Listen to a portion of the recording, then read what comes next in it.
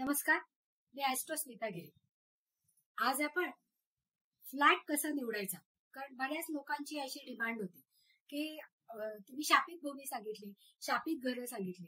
मग आता त्याच्याप्रमाणे आपल्याला जर नवीन फ्लॅट घ्यायचा असेल, कारण आजकाल सगळ्यात फ्लॅटच परवडतो आणि तो घेणं जास्त उचित असतं. मग अशा वेळेस नवीन एखाद्या जागेमध्ये फ्लॅटचं सिलेक्शन करण्यासाठी जेव्हा हे लोक जातात त्याच्या अगोदर, कारण इतकं सगळा पैसा त्याच्यामध्ये घालायचा असतो, मग हा पैसा घालण्याच्या अगोदर जर आपण तज्ञांचं मत जाणून घेतलं तर त्याचा जास्तीत जास्त उपयोग होतो.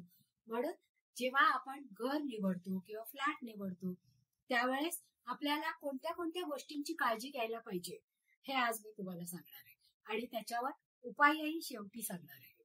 तर आता घर घेताना ज्या कॉलनीमध्ये किंवा ज्या बिल्डिंगमध्ये, ज्या एरियामध्ये तुम्ही घर घेणार आहात त्या घराची नक्की पूर्व, दक्षिण, पश्चिम आणि उत्तर हे कंपासच्या साह्याने पहा की ज्या घरांमध्ये, कारण बिल्डर आपल्याला म्हणतो की आम्ही पूर्व पश्चिम बांधलेली आहे, त्याचा बराच मोठा फ्लॅट असतो आणि त्याच्यात बऱ्याच बिल्डिंग असतात. मग त्या इतक्या सगळ्या बिल्डिंग असताना नेमका आपल्याला कोणत्या मजल्यावरचा कोणता फ्लॅट घ्यायचा आहे याचा विचार करावा लागतो आणि आपण त्या दृष्टिकोनातून आपल्या सोयीनुसार पाहतो. मग ज्या वेळेस आपण हे पाहतो त्यावेळेस आपल्याबरोबर कंपास घेऊन किंवा पूर्व आणि उत्तर ज्या फ्लॅटमध्ये ओपन असेल, ओपन म्हणजे काय की ज्या ठिकाणी भरपूर खिडक्या असतील किंवा दरवाजा असेल पूर्वेला आणि उत्तरेला, तर अशा घरांची नेहमी निवड करावी. कारण बिल्डिंग एकामागे एक असतात, त्यामुळे काही बिल्डिंगची पूर्व आणि उत्तर दिशा ओपन असते तर काही बिल्डिंगची आग्नेय, दक्षिण आणि पश्चिम दिशा उघडी असते. मग अशा वेळेस आपल्याला सिलेक्शनला वाव मिळताना आपण नेहमी उत्तर आणि पूर्वेची जी दिशा ओपन आहे असे फ्लॅट निवडावे की ज्याच्यामुळे कमीत कमी दोष आपल्याला त्या भागामध्ये पाहता येतात. आता त्या बिल्डिंगचा किंवा त्या बिल्डरकडे आपण चौकशी करायला पाहिजे की ती बिल्डिंग केव्हा बांधली, कधी पूर्ण झाली आणि त्याच्यामध्ये अगोदर कोणी राहत होतं का, रिसेलची प्रॉपर्टी आहे का, या सगळ्या चौकशा करणं गरजेचं असतं. किंवा ती बिल्डिंग बांधताना त्या बिल्डिंग मध्ये काही मिसहॅप झालंय का किंवा काही कामगार वरून पडून मृत झाले आहेत का, या सगळ्या गोष्टींची आपल्याला चौकशी करावी लागते.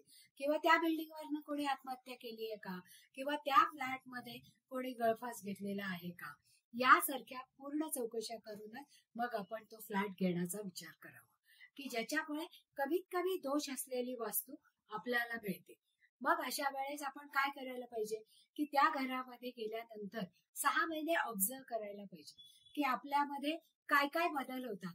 त्या घरात गेल्यानंतर जर आपल्याला आर्थिक विवंचना जाणवू लागली, 2-4 महिन्यानंतर आर्थिक विवंचना जाणवू लागली, छोट्या छोट्या कारणाने घरामध्ये कलह व्हायला लागले किंवा भांडणं व्हायला लागली, नेमकं संध्याकाळी आणि सकाळच्या जेवणाच्या वेळेस जर ताटावर बसल्यानंतर छोट्या कारणांवरनं जर भांडणं उत्पन्न होत असेल तर नक्कीच आपल्या लक्षात येतं की अगोदर ज्या घरात आपण राहत होतो त्या घरात अशी परिस्थिती नव्हती. कारण ज्या वेळेस आपण त्या घरामध्ये आलो, कारण अगोदरच्या घरामध्ये आपण जिथे राहत होतो ते घर लहान असलं तरी त्या घरामध्ये गेल्यावर यक्षिणीची कांडी फिरवल्यासारखी आपल्या धनामध्ये आकर्षक वाढ झालेली आहे आणि तिथे उत्तरोत्तर प्रगती झाली आणि त्या प्रगतीमुळे आपण हे नवीन घर किंवा नवीन फ्लॅट घेण्याचा विचार केला.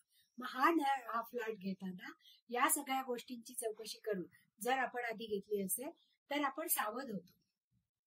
मग अशा घरांमध्ये जेव्हा इतका कलह होतो किंवा जेवणावर रागराग केला जातो त्यावेळेस त्या घराची रचना कशा पद्धतीची आहे, त्या घरामध्ये असणारे टॉयलेट कुठल्या बाजूला आहेत आणि दिशा या पूर्ण आहेत की नाही, म्हणजे नेमका कट कुठे आहे. मोस्टली अशा घरांमध्ये ईशान्य आणि नैऋत्य या दिशेचा जो ऍक्सेस असतो तो कट झालेला असतो किंवा कधी कधी अनैसर्गिक वाढ सुद्धा असते, म्हणजे तिथे गॅलरी असते, म्हणजे तो अधांतरी भाग होतो किंवा ईशान्य पूर्ण कट असते किंवा ईशान्येमध्ये संडास ठेवलेला असतो. अशा प्रकारचे जेव्हा दोष आपल्या लक्षात येतात त्यावेळेस त्या घरामध्ये ते घर दोषपूर्ण आहे असं आपण म्हणू शकतो. अशा प्रकारचे जेव्हा दोष आपल्या लक्षात येतात त्यावेळेस त्या घरामध्ये ते घर दोषपूर्ण आहे असं आपण म्हणू शकतो. मग त्याच्यावर काही उपाययोजना करता येतात. मग अशा घरामध्ये गेल्यानंतर आधी आपल्याला पूर्ण ऑब्झर्व करावं लागतं की नेमके कोणत्या वेळेमध्ये कलह होत आहे, मुलं अभ्यास करतायत की नाही, त्यांच्या अभ्यासामध्ये प्रगती आहे की नाही, किंवा व्यसनाधीनतेकडे कल झालेला आहे का, आपलं देवघर नेमकं कोणत्या जागेवर आहे, या सगळ्या गोष्टींचा विचार आपल्याला त्यावेळेस करणं भाग पडतं. आणि मग जेव्हा आपल्याला असं लक्षात येतं की ज्या सगळ्या गोष्टींमुळे अशा प्रकारचा कलह किंवा अशा प्रकारचा त्रास आपल्याला त्या घरामध्ये होतोय, त्यावेळेस आपण त्याच्यावर मार्ग हा शोधतो. मग त्यावेळेस आपल्याला काय काय मार्ग पाहता येतात पहा. सगळ्यात पहिल्यांदा सूर्याची उपासना करायला पाहिजे. सूर्य म्हणजे आत्मा आहे पहा.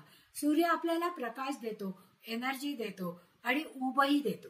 त्याच्यामुळे सूर्याची उपासना करायला पाहिजे. सूर्याला अर्घ्य द्यायला पाहिजे. सूर्याला अर्घ्य द्यायचं म्हणजे तांब्याच्या लोट्यामध्ये पाणी घेऊन त्याच्यामध्ये थोडासा गूळ, अक्षता आणि लाल फुलाची पाकळी घालायची आणि त्या लोट्यातल्या पाण्याने सूर्याला अर्घ्य द्यायचं. अर्घ्य देताना आपल्या दोन्ही हातामध्ये तो तांब्या धरून, डोक्यावर धरून सूर्याची किरणांकडे पाहून ते पाणी अर्ध्यासाठी द्यायचं. आणि त्यावेळेस ओम सूर्याय नमः म्हणायचं किंवा ओम गृणी सूर्याय नमः, ओम भास्कराय नमः. सूर्याची ही 12 नावं घेऊन तुम्ही म्हणा किंवा गायत्री मंत्राचा जप करा, ज्याच्यामुळे त्या सूर्याच्या किरणातून आलेली एनर्जी तुमच्यापर्यंत येते आणि तुमच्या आत्म्याला बळ मिळतं आणि घरातली ही एनर्जी वाढते.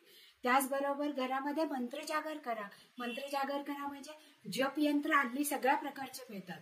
तुमची जी इष्टदेवता असेल त्याचं जपयंत्र सतत चालू ठेवा, त्याच्यामुळे तो नाद पूर्ण घरामध्ये घुमतो. त्याचप्रमाणे वर्षातून एकदा रुद्राचा पाठ करा, सप्तशतीचा पाठ करा आणि गुरुचरित्राचं पठण गुरुजींकडे करून घ्या. त्याच्यामुळे या घरामध्ये असणारे दोष हळूहळू कमी होतात आणि घरामध्ये राहणाऱ्या लोकांची उन्नती होते आणि पूर्व आणि उत्तरेकडून येणाऱ्या एनर्जीला बळ मिळतं की ज्याच्यामुळे आपण काम करायला उद्युक्त होतो, कलह कमी होतो आणि आपल्याला जास्तीत जास्त उत्साह वाटतो. तर अशा प्रकारे जेव्हा घराचं सिलेक्शन आपण करतो ते आपल्या उपयोगी असतं. तर तुम्हाला जर हे आवडलं असेल तर खाली माझा नंबर आहे पहा, त्याच्यावर तुम्ही तुमच्या शंका विचारू शकता किंवा तुम्ही कॉमेंट्स करा. तुम्हाला आणखीन काय माहिती पाहिजे त्याप्रमाणे तुमच्या कॉमेंट्सची उत्तरं आम्ही जरूर देऊ. धन्यवाद.